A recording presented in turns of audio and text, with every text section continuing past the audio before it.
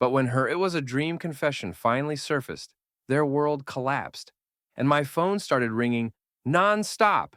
The year 2014. I often think that if time travel were real, that's the year I'd visit.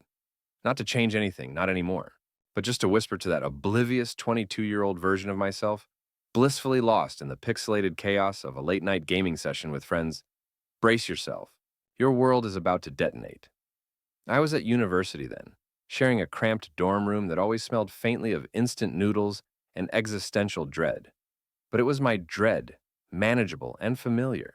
The call came late, a piercing shriek from my phone that sliced through the camaraderie of our virtual battlefield. I ignored it. My mother knew the rules. One call could wait. But then, it shrieked again, immediately. That was the unspoken family code, the digital equivalent of a blood-curdling scream in the dead of night. Emergency. Life or death important. Someone died important. My blood ran cold, a sudden icy river replacing the warm comfort of the game. I muttered a hasty excuse to my friends, their voices fading as I stumbled out into the sterile quiet of the dorm hallway, heart hammering a frantic rhythm against my ribs. "Mom? What's wrong?" I blurted out, my voice already tight with anticipated horror. The other end was chaos. Not just one voice, but a cacophony. Shouts, muffled sobs, a background hum of raw, unfiltered anguish. It sounded like our normally placid family home had transformed into a war zone. Then a door slammed, and Mom's voice, ragged and trembling, cut through the noise, closer now, as if she'd retreated into a closet for privacy. But this wasn't the gentle, soothing voice I knew. This was the voice of a stranger, hollowed out by something monstrous. "Liam," she choked out, my name a shard of glass on her tongue. "Liam, is there something you need to confess? Something about your cousin? About E? E, my younger cousin. 7 years my junior, a gap that had always felt more like a chasm. I hadn't seen her in years, not since she was a giggling, gap-toothed kid, obsessed with glittery stickers. Now she was 15, a teenager. The question hung in the air, thick and poisonous. "Confess? What are you talking about, Mom? I haven't seen E since I don't even remember when." My mind scrambled, trying to connect invisible dots, a cold dread coiling in my gut.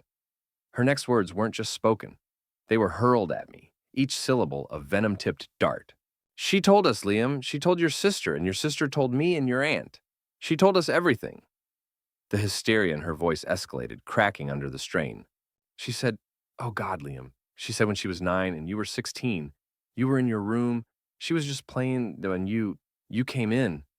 Her voice dissolved into a fresh torrent of sobs, each gasp a hammer blow against my sanity. "Mom, what are you saying?" I almost screamed, the hallway walls seeming to press in on me. The accusation, still unspoken but hanging heavy and putrid in the silence, was unthinkable, a vile, twisted joke. Then she uttered the unforgivable. She detailed an act so grotesque, so alien to my very being, painting a picture of me as a predator, a monster preying on a child. She claimed E had given them a detailed description of touches, of kisses, of fear. The world tilted, colors blurring at the edges. It was a phantom limb of a memory, something that never happened, yet it was being grafted onto my life with brutal force. "That's not true. Mom, that's a lie." "E is lying." The words ripped from my throat, raw and desperate. It felt like shouting into a hurricane. "How could she describe it so vividly if it wasn't true, Liam?" My mother shrieked, the question a condemnation. "Did you do this? Did you do this to that little girl?" "No," I roared back, my voice cracking, tears of rage and disbelief stinging my eyes. "No, I never did. Why would you even ask me that?" The argument raged, a blur of accusations and denials, a descent into a nightmare from which I couldn't wake. Then, the final crushing blow. Her voice, suddenly cold and devoid of all maternal warmth, announced, "I'm putting you on speaker, Liam." And then, two voices, hers and my father's, flat and dead as tombstones, delivered the verdict, "We don't want anything to do with you. Don't ever contact us again." Click! The line went dead, severing not just a call, but my entire existence as I knew it. My world hadn't just turned upside down, it had been vaporized. The silence that followed that click was more deafening than any explosion. I stood frozen in the sterile dorm hallway, the cheap linoleum suddenly feeling like ice under my bare feet. my phone still pressed to my ear as if hoping some ghostly apology might whisper through the deadline.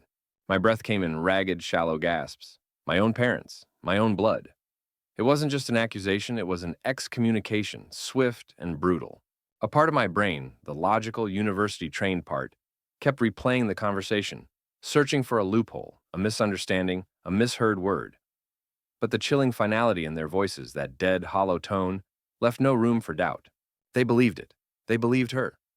Later that day, as the sun bled orange and purple across the indifferent sky, the daggers kept coming.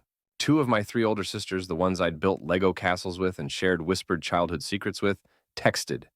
Their messages were short, brutal, and virtually identical. One said I was disgusting beyond words. The other, slightly more verbose, called me a monster and hoped she'd never have to see my face again. Then silence. Blocked. Just like that. Years of shared history of laughter and tears, erased with a few taps on a screen. It was as if my entire identity was being systematically dismantled, one agonizing piece at a time. I don't know how I got back into my dorm room. I remember the walls feeling too close, the air too thick to breathe. The cheerful posters of bands I liked suddenly seemed to mock me. My roommate, bless his oblivious soul, was still engrossed in his game, occasionally letting out a whoop of triumph. The normalcy of it felt like a physical assault. I remember walking into our tiny shared bathroom, the one with the perpetually dripping showerhead and the mirror stained with 1,000 toothpaste splatters, and staring at my own reflection. Did I look like a monster? Was there some hidden darkness in my eyes that I'd never seen, but they all had? And then, a bizarre, inexplicable urge. I stripped off my clothes, the ones I'd been wearing for what felt like an eternity, and stepped into the shower. The water was scalding hot, but I barely registered the sting. I just stood there, water plastering my hair to my skull, sluicing down my body as if trying to wash away not dirt, but the filth of their accusations, the sticky, suffocating horror of it all. To this day, I can't explain why I did that. Maybe it was a primal need for cleansing, a desperate attempt to feel something other than the crushing weight of their betrayal, or maybe I was just trying to disappear down the drain. When I finally emerged, red-skinned and trembling, a strange, cold calm had settled over me. The hysteria had passed, leaving behind a desolate, empty landscape where my emotions used to be. My first coherent thought was, I need to talk to them. I need to make them understand. Naive, I know. But the 22-year-old me still clung to the delusion that truth and reason could prevail against such an onslaught of irrational hatred. For the next few days, my phone became an extension of my desperate hand. I called my parents' landline, their mobiles, straight to voicemail every single time. I texted, long, pleading paragraphs explaining, begging, reasoning, no replies. The blue ticks of delivered turned into the tormenting gray of unread, or worse, the stark finality of a failed delivery, when they eventually blocked my number too. I tried E, my cousin, the source of this poison. Her number, unsurprisingly, was already disconnected or had blocked me. The silence from their end was a solid wall, impenetrable and absolute. The only flicker of response came from my father, a single terse text message that appeared on my screen like a scorpion's sting. Stop contacting us. We need to heal from what you did. Heal? The audacity of it almost made me laugh. A harsh, broken sound that died in my throat. They needed to heal? What about me? What about the gaping, bleeding wound they had torn into my life? That text was the final nail in the coffin of my hope for any immediate understanding. It cemented the horrifying reality. I was utterly, irrevocably alone. They weren't just angry, they were convinced. My word, my entire life's worth of character, meant nothing against the fantastical tale of a 15-year-old girl. The immediate aftermath of that final, soul-crushing text from my father was a blur of disbelief and a peculiar, hollow numbness. I was living in a haze, a ghost haunting the periphery of my own life. Food became an afterthought. My already lean frame shed pounds I couldn't afford to lose. Each missed meal felt like a tiny, insignificant protest against the injustice ton-shue me, though I knew no one noticed or cared. The timing of this familial implosion couldn't have been more diabolical. It was mere weeks before I was scheduled to defend my bachelor's thesis, the culmination of 4 years of hard work, late nights, and caffeine-fueled epiphanies. The stress, already a palpable entity, now had a monstrous companion in the form of soul-deep despair. I remember sitting in front of my laptop, staring at the carefully crafted slides, the meticulously cited research, and the words swimming before my eyes like meaningless hieroglyphs. How could I possibly articulate complex theories and defend my conclusions when my own reality had shattered into a million incomprehensible pieces? My co-writer, a kind, perpetually flustered guy named David, sensed something was catastrophically wrong. I hadn't told him, of course. How do you casually drop into conversation that your entire family believes you're a child molester and has cast you out like a leper? But he saw the shadows under my eyes, the tremor in my hands, the vacant stare that replaced my usual focused engagement. During the defense itself, a moment that should have been a triumphant milestone, I was a wreck. My voice was a thin, reedy thing, my thoughts scattered like dust motes. It was David who saved me. He expertly steered the conversation, fielded the toughest questions, and subtly guided me towards the parts of the presentation he knew I could handle even in my fractured state. Without him, I have no doubt I would have failed spectacularly. Another casualty of my family's blind cruelty.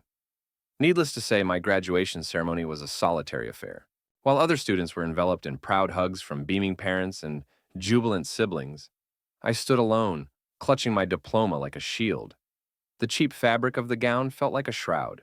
There were no celebratory dinners, no proud pronouncements, just the echoing silence of their absence, a silence that screamed louder than any accusation.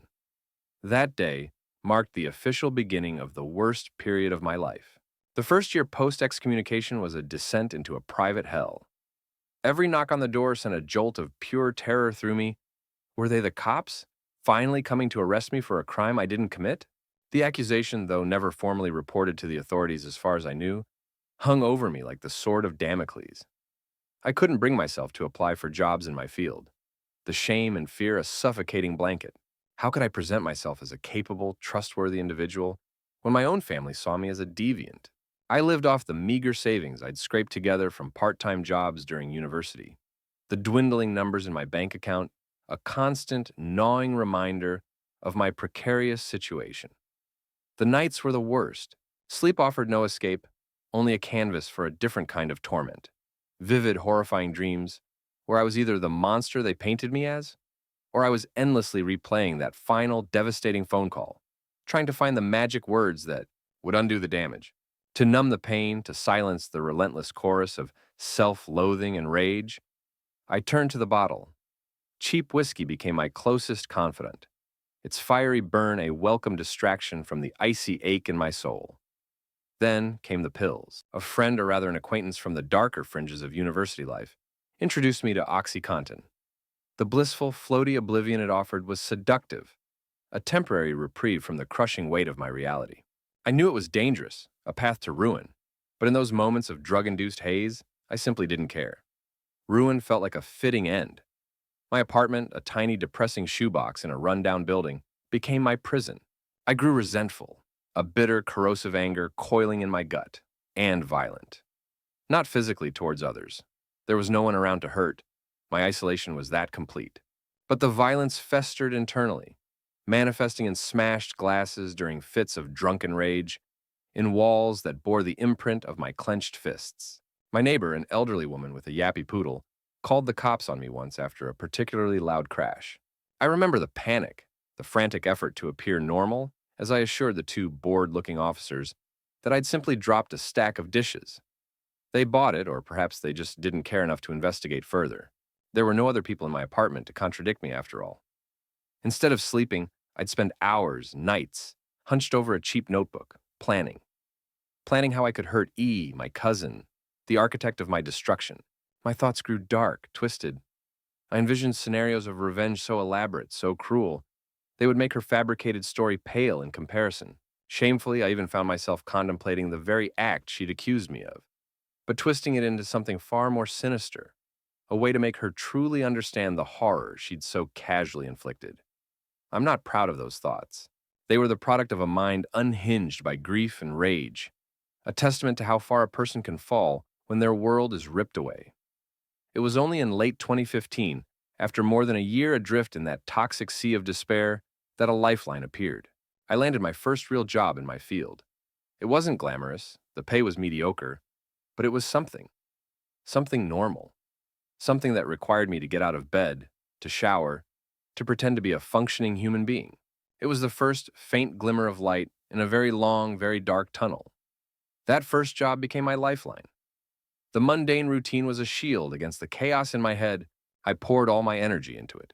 Not for ambition, but for the blessed distraction it offered from the gnawing thoughts of revenge or utter despair. Recovery was a slow, painful crawl, measured in years, not months. The heavy drinking lesson replaced by a persistent, dull ache. Smiles were rare, hesitant, but each one felt like a tiny victory. I lived frugally, saving, and on my birthdays, I'd buy myself a significant gift. A VR headset, a motorcycle, complex Lego sets. Small affirmations that I was still building a life, however scarred. 8 years post-excommunication, I bought a small, rundown house. It needed work, but it was mine. A garage for tinkering, a garden to tend. This act of ownership, of planting roots, did more for my spirit than I could have imagined. Life was becoming okay. The antidepressants I'd taken for years helped, dulling the darkness into a monotonous gray calm. Trust remained a shattered mosaic. Dating was a disaster. How do you explain a past like mine? My only regular female contact was my therapist, Dr. Evans. Then, about a week ago, everything tilted. My girlfriend of 2 years, Liza, a brilliant, compassionate doctor, said yes. We were engaged. Liza, usually private, shared our joyous engagement photo on her public Facebook feed. It garnered surprising attention. A few days later, an anonymous email landed in my inbox. Something you need to see. My blood ran cold. I stared at it for hours before finally clicking it open. The contents and the attached files were like a detonation in my already fractured world. The terse email laid out the truth of Hannah's divorce, 7 years prior. She had been cheating on Pete, not the other way around. And the cruelest twist? Her affair was with Frank, a mutual acquaintance I'd once briefly introduced her to, mentioning he was an aspiring singer. When Pete confronted Hannah, she'd hysterically accused him of cheating with my friend Emily, then malevolently wove me into her lies, claiming I'd facilitated her affair with Frank and helped keep it secret. I was painted as the rotten core. The proof was undeniable. Screenshots of emails between Hannah and Frank, love confessions, secret meeting plans, gleeful discussions of fooling Pete. Hannah even signed off some with her rarely used middle name, a digital fingerprint. I had her. My mind raced. Who? Why now? Liza's Facebook post. I frantically scrolled her friend list, and there he was, Pete. Liza vaguely remembered meeting him at a medical seminar. A small world. I messaged him. He replied instantly. We agreed to meet. He later explained the anonymity. Years had passed. He didn't want to seem like a sore loser still dwelling on the divorce, and felt awkward since he'd blocked me first. He confessed he'd found out about Hannah's lies to our family from Emily a couple of years back, but hadn't reached out, a decision he now regretted, admitting if he hadn't been so easily embarrassed, my life might have been easier. The core of his email, however, was to give me the unvarnished, brutal truth, supported by irrefutable evidence. He needed me to know. The knowledge Pete had armed me with festered like a sickness, a burning coal in my gut. Forgiveness? Reconciliation? Those words felt like ash in my mouth. What I craved was confrontation, a reckoning. I needed to see their faces when the carefully constructed edifice of their lies came crashing down. I spent a few days in a cold, simmering rage, the screenshots of Hannah's emails burning a hole in my digital pocket. Pete, surprisingly, was a steadying presence. He didn't push, didn't offer platitudes, just a quiet solidarity that spoke volumes. He understood the need for this, perhaps even shared a fraction of my thirst for a final, definitive end to the charade. First, a discreet call to an old, trusted neighbor confirmed it. My parents still resided in the same house, that monument to my childhood and subsequent banishment. And Hannah, true to her parasitic nature, was still living with them. No surprises there. She'd always been a creature of comfort, adept at leeching off others, allergic to the very concept of independent effort. If she could have her aging parents cater to her every whim, she absolutely would. The thought of her still coddled, still a pampered princess after what she'd done, fueled my resolve. 2 days later, Pete and I stood before their front door. The paint was peeling slightly, the welcome mat frayed, small signs of decay that seemed to mirror the rot within. My heart hammered against my ribs, a frantic bird trapped in a cage, but my face was a mask of cold composure. This wasn't about emotional outbursts anymore. This was about surgical precision. Pete gave me a short, affirmative nod. Showtime. I didn't knock. I simply twisted the knob, unlocked, as always, and pushed the door open. We walked in, Pete slightly behind me, a silent, imposing shadow. The scene in the living room was one of domestic mundanity, almost grotesquely normal. My father was engrossed in a newspaper, a half-eaten plate of toast beside him. Hannah was sprawled on the sofa, idly flicking through channels on the television, looking every bit the bored, entitled freeloader I remembered. My mother emerged from the kitchen, a tea towel in her hand, a mild look of surprise on her face that quickly morphed into something else. Shock, then a flicker of fear, as she registered who had breached her sanctuary. We barely gave her time to utter a word before we were fully in the room, the sudden intrusion shattering their cocoon of oblivious tranquility. Their expressions soured instantly, like milk left out in the sun. My father was the first to react, his face contorting into a mask of outrage. He shot to his feet, the newspaper crumpling in his grip. He started to shout that if we didn't get the hell out of his house, he'd call the cops, his voice trembling with a mixture of anger and something that looked suspiciously like panic. I cut him off, my voice surprisingly calm, devoid of the tremor I felt internally. I told him he was free to call whomever he wished, the entire police force if it pleased him, but only after he and my mother had seen the documents we were about to show them. The fight seemed to drain out of him slightly, replaced by a wary confusion. My mother just stared, her hand flying to her mouth, but it was Hannah's reaction that was most telling. Her face, already pale, turned a ghastly shade of green. She looked like she was about to be physically sick. She mumbled something about needing to go to her room, a desperate attempt to flee the impending storm. I simply said her presence was very much required.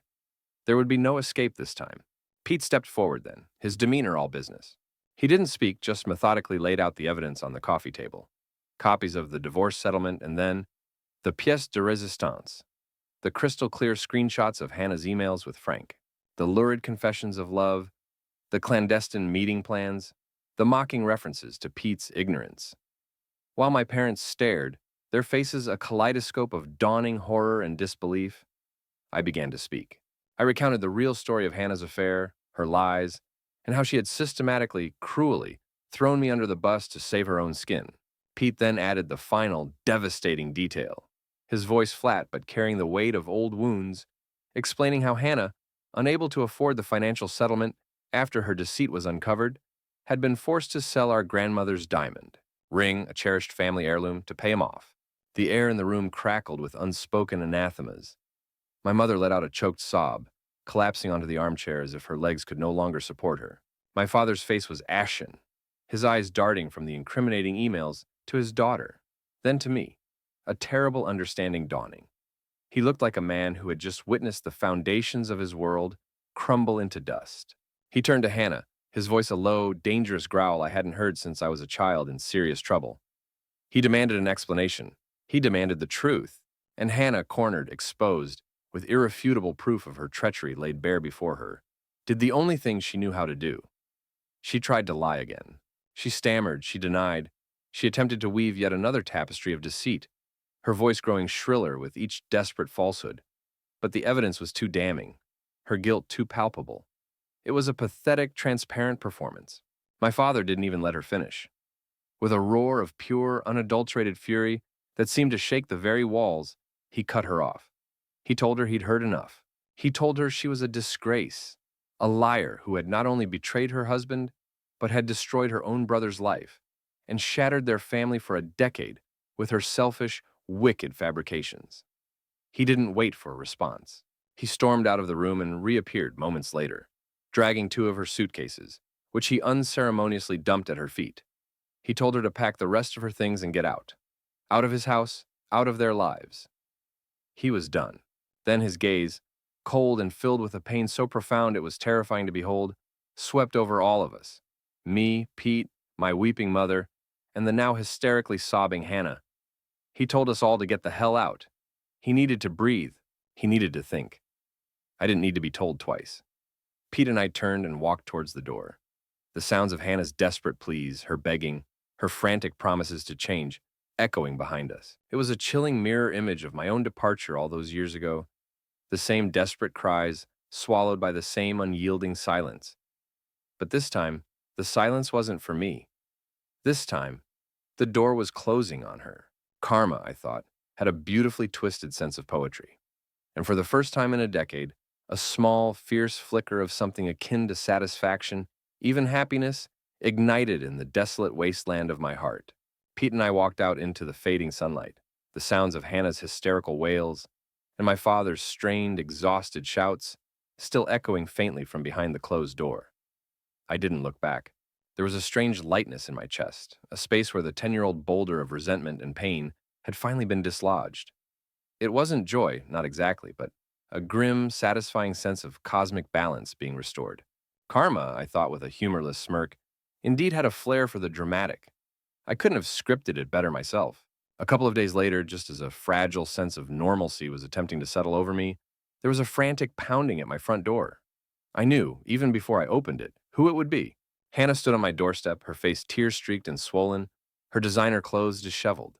The picture of entitled desperation. She didn't wait for an invitation, trying to push past me, demanding that I go to our parents immediately, that I fix this, that I tell them it was all a misunderstanding, that I convince them to take her back. I just looked at her, feeling nothing but a cold, distant pity. I told her, my voice flat and devoid of any emotion I once might have felt for a sister, that I owed her absolutely nothing. She'd ruined my life once, without a shred of remorse.